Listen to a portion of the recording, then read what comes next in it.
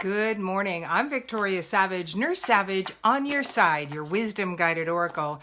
And it's a cool Wednesday morning here, very fall-like these days, and even a little closer to winter-like. We've had a couple of freezes, so the flowers aren't looking quite as nice.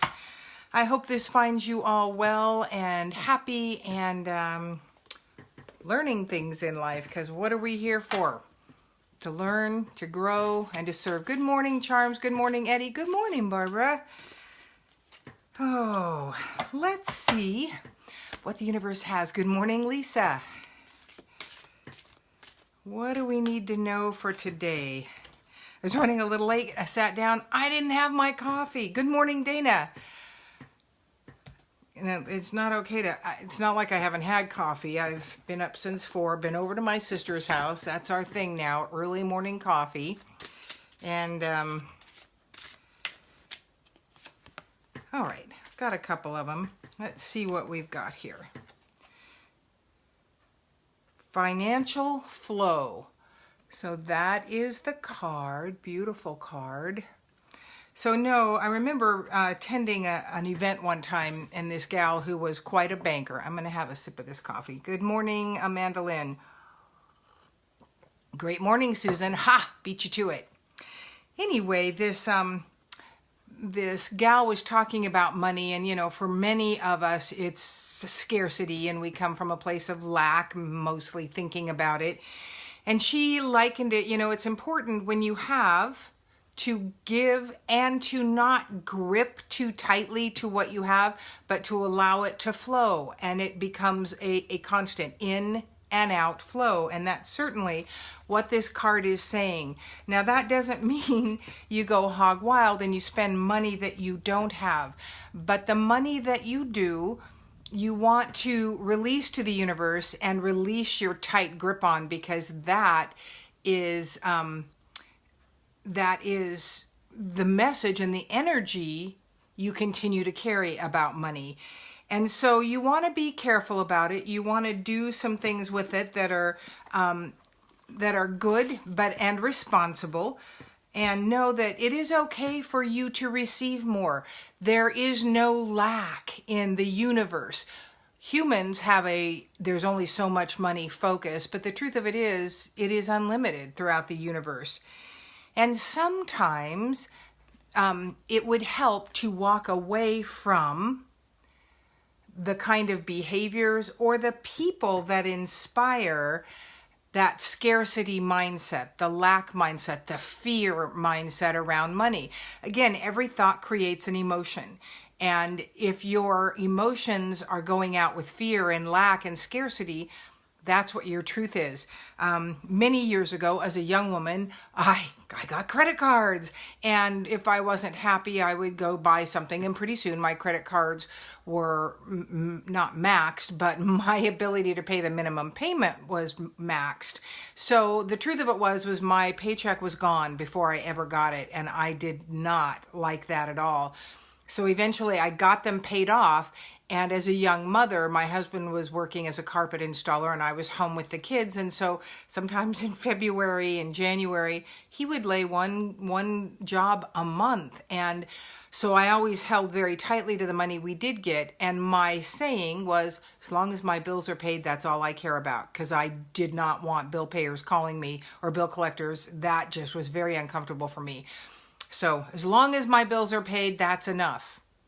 That's pretty much what I got most of my life. My bills were paid. So I had to learn a different way of thinking. And truly, I couldn't even begin that way of thinking, because my very bottom mindset came from a lack. And that's when I had some energy work done, one of the things that I do now called neurointegration helped that mindset to shift.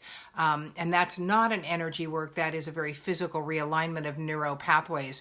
Good morning, Bert. But there are definitely things and modalities out there that can help you shift that base mindset so that you actually can start thinking from an abundant platform instead of a lack platform. So ask Creator about who could help you do that, and then do some research.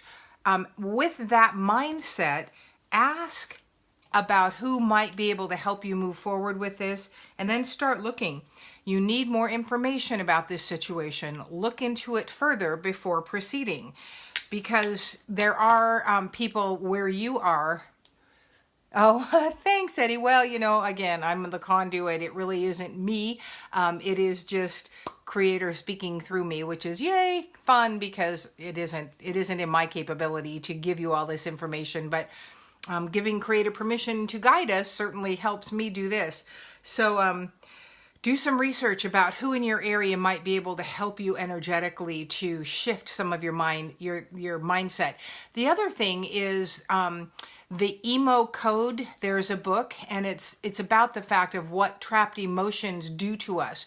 The truth of it is my father came from poverty. My grandparents were pretty poor. I remember my grandmother telling me at one point she had one dress and that was it. So my lineage came from a lack mindset, which meant I carried in that energy, was brought in with that energy. So last year I ended up, and I had been working on this mindset for a while, with 4 months of a physical purge. And I knew I wasn't sick. It didn't feel good. I mean, and it appeared illness, but inside I knew that the things that were going on, I was not truly sick. This was something else. When I got done and I was visiting with some very wise women, I don't even know what one woman said, but all of a sudden I knew what that purge was about. It was generations of poverty consciousness that I was able to shed and heal. So know that as you start making steps to healing in any area of your life, it may not happen immediately, and it may take layer after layer for you to shed. It isn't completed with me either, but there's a big shift, and I choose to be comfortable in every area of my life, which spurs me on to learn more, to research more, to, yes, Bert says, time to declutter, get things out of our way that clutter up our mind. So there's some very practical advice from the universe as we move forward through today. Let's see what the last card is. I'm going to be a little quicker this morning. I've got to do some, and it's Granddaughter Day, the best day of the week. Oh, I got to tell you, my littlest one is 16 months now, and she's starting to talk. And the other day I put slippers on her feet because they were cold feet, and they were her sister's old slippers, so they were a little big. So she'd be sitting on the couch and the slipper would start to come off. Great morning to you, Joe. And Quinn would say, oh man, about everything that happened that wasn't quite right. Oh man. And I just thought that was so cute. So anyway, thought I would share that with you. Oh, the last card today, believe, let me get that tilted, and trust. And this certainly goes on with the cards we've had already. Believe that it is okay for you to be abundant, for you to be prosperous, for you to be successful.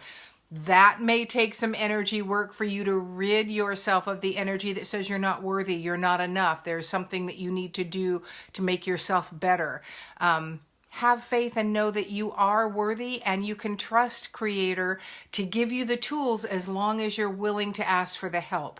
And again, do some research on some energy workers in your area. If it's energy work, someone like me can help you at a distance.